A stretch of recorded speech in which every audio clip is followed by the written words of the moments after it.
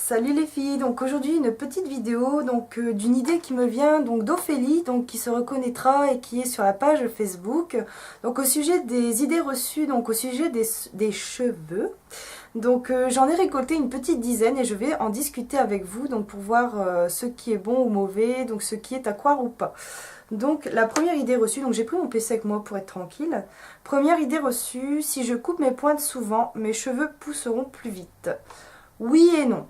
Oui, parce qu'en général, quand les pointes sont abîmées, il est conseillé de les couper, parce qu'étant donné que plus vous laissez vos fourches rester, plus elles mangeront vos cheveux et plus vos longueurs vont stagner, voire rétrécir, entre guillemets.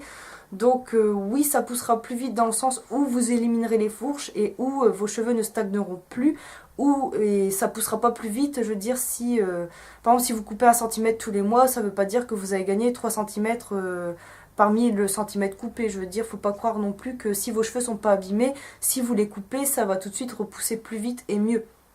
Surtout pas. Donc voilà au sujet de cette idée reçue, à ne pas croire, parce que il y a du vrai, il y a du faux, dans le sens où quand les cheveux sont abîmés, ils ont besoin d'être coupés. S'ils sont pas abîmés, vous les laissez tels quels. Idée reçue numéro 2. Pour que mon shampoing soit efficace, il faut que je garde toujours le même. Oui et non. Oui, dans le sens où si vos cheveux apprécient ce shampoing tel quel et si ça leur convient pendant des mois, vous pouvez le garder. En revanche, si le shampoing ne vous convient pas, vous ne le gardez pas. Après, en ce qui concerne l'alternance des shampoings, vous pouvez alterner 2 à 3 shampoings si vous le souhaitez, ou garder le même. Après, il est dit que le fait de garder toujours le même shampoing, ou justement de changer de shampoing par exemple tous les mois, c'est mieux. Mais il n'y a pas de mieux, il n'y a pas de... c'est vraiment faire en fonction de l'état de vos cheveux. Par exemple, vous utilisez un shampoing et qu'ils deviennent plus gras, ça veut dire qu'ils vous convient pas. Si vous utilisez un shampoing et qui rend vos cheveux secs, c'est qu'il vous convient pas. En revanche, si vos cheveux sont doux, brillants, volumineux, vous avez de la masse, il n'y a aucun souci. Soit vous continuez à garder ce shampoing, ou soit vous en avez un peu marre de l'odeur ou autre, et vous changez votre shampoing. Je veux dire, ça c'est pas un souci, mais il n'y a pas d'histoire de c'est plus efficace ou pas. Un shampoing, c'est fait pour laver, point barre, on en reste là, tout simplement. Moi je pars du principe où on fait comme on veut, il n'y a pas de limite, de restriction. On fait vraiment ce que bon nous semble en fonction aussi de l'état général de nos cheveux. Idée reçue numéro 3. Si j'ai les cheveux gras, il faut que j'utilise un shampoing spécial pour cheveux gras. Oui et non également, ça dépend, parce qu'il y a des personnes qui ont les cheveux gras, mais c'est un problème dermatologique. Si vous êtes traité par exemple par un dermatologue qui vous conseille un shampoing pour cheveux gras, suivez son conseil et utilisez tel shampoing de telle marque qui vous a été prescrit. Si c'est pas le cas, si c'est de façon temporaire, ou si vous avez toujours eu les cheveux gras de façon totalement normale, soit vous utilisez un shampoing pour cheveux gras, mais je trouve que c'est plus agressif qu'un shampoing classique, je trouve. Personnellement, j'ai tendance à conseiller un shampoing pour cheveux normaux, ou un shampoing pour lavage fréquent, ou un shampoing doux pour les personnes qui ont les cheveux gras, tout simplement. Mais il n'y a pas de restriction ou d'ordre par rapport à ça. Je veux dire, vous faites un peu comme vous voulez. Et moi, je pars du sens où moins on excite les glandes sébacées, et mieux c'est. Lorsque vous faites votre shampoing, vous grattez pas avec vos ongles évidemment, parce que sinon vous allez gratter la peau, vous allez pelucher votre crâne, ça va vous faire mal, après vous allez avoir des rougeurs, donc c'est pas la peine. Vous massez du bout des doigts sans insister, un seul shampoing ça suffit, sauf si vous faites un bas d'huile, il faudra en faire 2. Mais sinon un shampoing ça suffit, vous rincez, basta, vous faites votre après-shampoing, votre masque, et ça s'arrête là. De même, une petite parenthèse au sujet des cheveux gras, c'est pas parce que vous avez les cheveux gras que vous n'avez pas le droit de faire de bain d'huile, de masque ou d'après-shampoing. Du moment où celui-ci est rincé, lavé, il n'y a pas de souci, ça va pas rendre vos cheveux plus gras qu'ils ne le sont. Ensuite, idée reçue numéro 4. Je lave mes cheveux avec un shampoing pour bébé parce que ça les abîme pas. Sachez que les shampoings pour bébé ont un pH qui est donc fait pour les bébés, donc pas pour les adultes, parce que les bébés n'ont pas les mêmes besoins que nous, ils n'ont pas la même peau, donc également pour les cheveux, je veux dire leurs cheveux sont plus fragiles, plus fins, donc automatiquement on n'utilise pas du tout les mêmes produits. Donc de même, les shampoings classiques pour bébés sont aussi dégueulasses que ce que vous pouvez trouver donc chez Elseve ou et compagnie.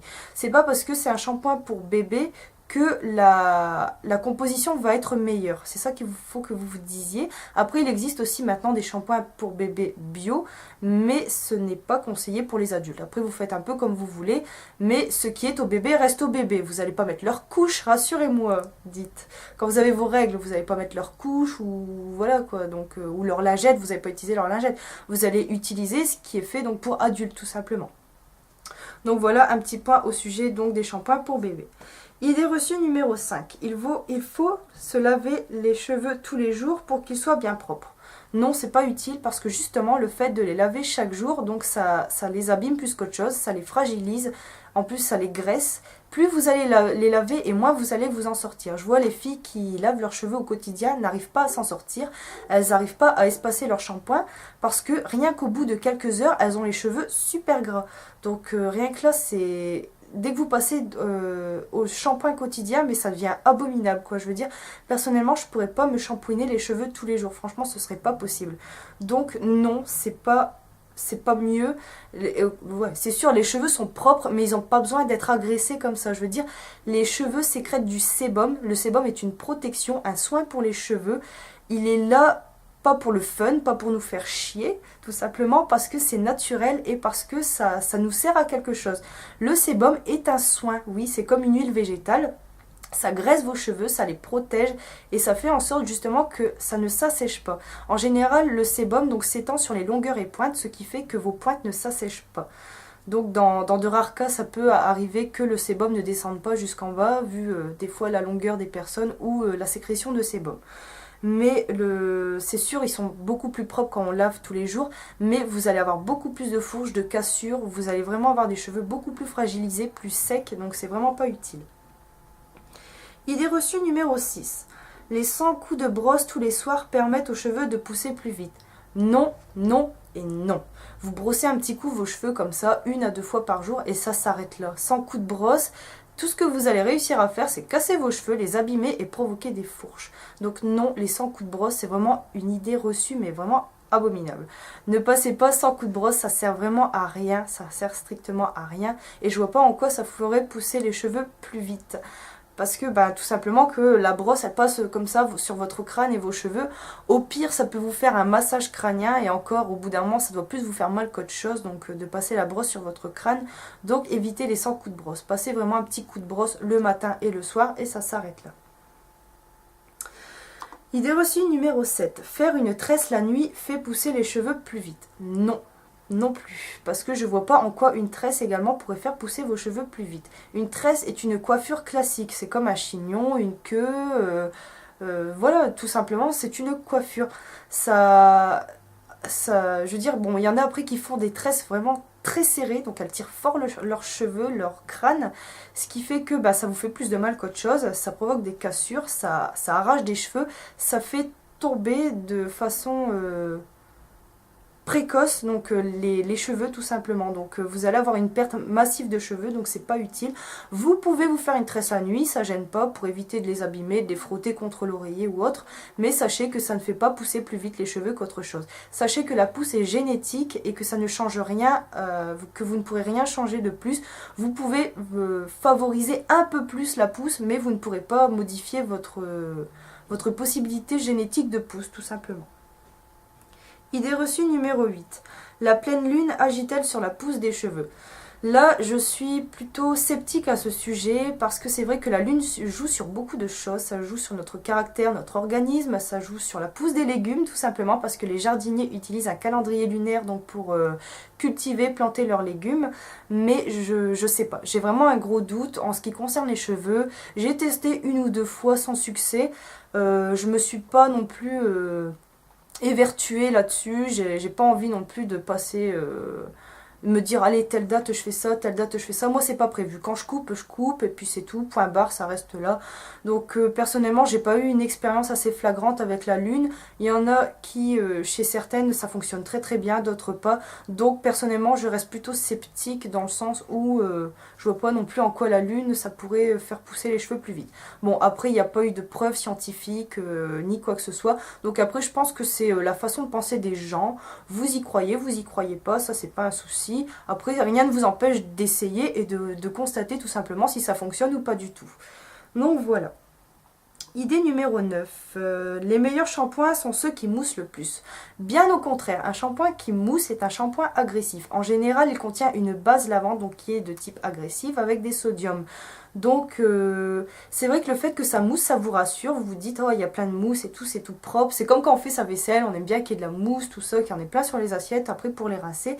Mais au contraire, la mousse, ça agresse. C'est un signe vraiment d'agressivité pour vos cheveux, surtout votre cuir chevelu. Et si vous avez les cheveux à tendance grasse, ça amplifie un petit peu la chose.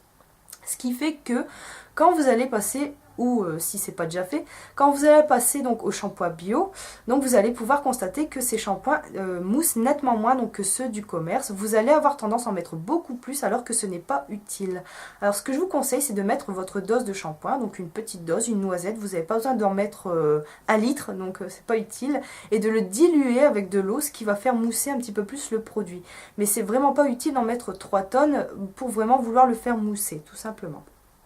C'est vraiment un gage vraiment d'agressivité, c'est pas bon non plus pour nos cheveux. Et enfin, donc la dernière idée reçue, donc plus on fait de soins et plus les cheveux poussent. Oui et non. Donc les soins font en sorte que vos cheveux soient nourris et hydratés en profondeur, donc pour éviter qu'ils ne s'abîment, qu'ils restent doux, qu'ils soient sains et brillants. Mais ça va pas faire pousser plus vite vos cheveux. Ça va les empêcher de s'abîmer, voire retarder l'arrivée des fourches. Mais vous ne pouvez pas empêcher vos cheveux de s'abîmer. S'ils doivent s'abîmer, ils s'abîmeront. Et s'il faut couper, il faut couper tout simplement. Donc les soins, c'est très très bien dans le sens où on veut préserver une belle chevelure, avoir quelque chose de sain très longtemps pour éviter de couper trop. Mais ça ne fait pas pousser les cheveux plus vite. Comme je disais, au pire, ça peut toujours favoriser un peu la pousse, vous permettre de gagner 1 cm, 1 cm et demi, voire au grand maximum 2 cm en plus, mais vraiment pas, faut vraiment pas croire que vous allez gagner 15 cm en un mois, surtout. Donc voilà au sujet de ces idées reçues, c'était vraiment une très très bonne idée, j'ai vraiment apprécié ce sujet parce que c'est vrai que c'est quelque chose dont on parle beaucoup et on en parle beaucoup mais on a tous un avis très différent, donc je voulais un petit peu vous donner l'avis sur la chose et vous dire un petit peu ce que j'en pense, surtout par rapport aux expériences que j'ai pu avoir moi-même et un petit peu savoir comment ça s'est déroulé. Donc j'espère que cette vidéo vous aura plu et que surtout n'hésitez pas à me proposer des idées telles que celle-ci parce que c'est vraiment génial de pouvoir partager des choses comme ça. Après les idées je les ai pêchées un petit peu partout sur des forums, des sites, des blogs. Parce que c'est vrai que des idées reçues, moi j'en ai plus vraiment parce que j'ai un petit peu les réponses à mes questions, donc j'ai tendance à vite oublier que les gens peuvent croire certaines choses.